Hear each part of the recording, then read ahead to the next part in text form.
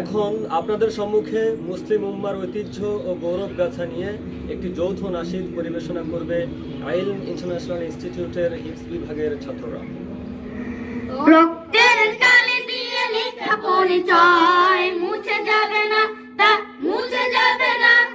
পৃথিবীর প্রতি কণা ধুলি মাটিতে আমাদের ঠিকানা ঘুচে যাবে না। ইতিহাস খুলে দেখো পাতায় পাতায় আমাদের কথায় আছে গর্ব গাথায়। আমাদের মুছে দিতে চাইছে যারা